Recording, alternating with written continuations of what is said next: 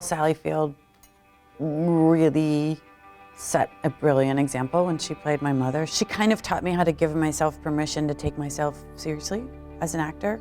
I don't know if I fully did, even at that point. I loved him so much. I loved him for who he was. And you convinced me that he wasn't enough. I hope you're happy now that you've ruined everything.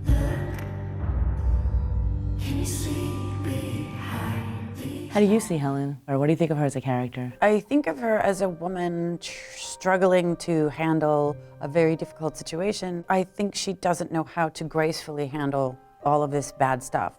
I don't think she's consciously trying to be graceful, but I want her to achieve that because I think that shows a lot of integrity if you can handle, tough times with a certain amount of equanimity. So I see her as someone trying to get there. Helen finally found her voice this season. Was that a challenge for you to finally give your own perspective? It was really very challenging. I mean, I can't take too much credit for it because the writers took a lot of care with the character, and there's a really beautiful arc that they created.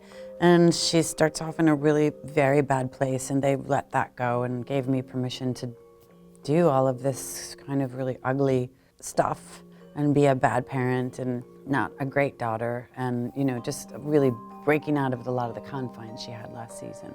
My son almost died today because I listened to you. Oh, for God's sake. Oh, yes!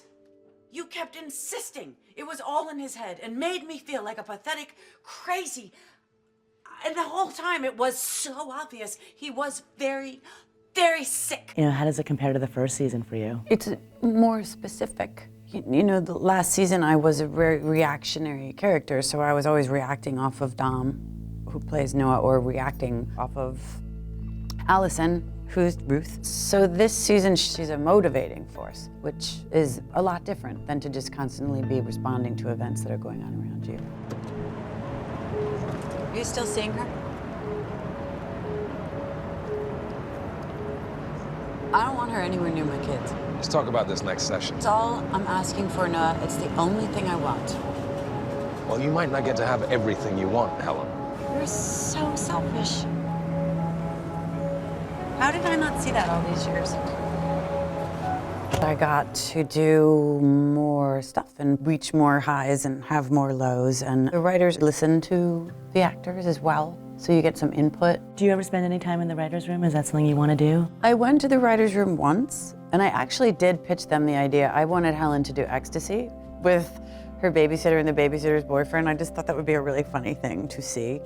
And they sort of took that idea. And in one of the episodes, Helen sort of eats a pot candy and gets drunk. So yeah, the one time I pitched something in the writer's room, it kind of worked out. If there's a season 3 of The Affair, what would you like to see for Helen?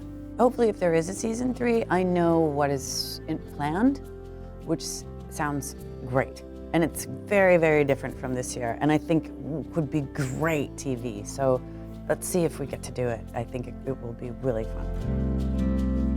Thanks for watching Contenders Conversations. Feel free to share this video, and don't forget to give it a like, and let us know what you thought in the comments below. Click to the left to watch our conversation with George Miller, or click to the right to watch our conversation with Paul Dano.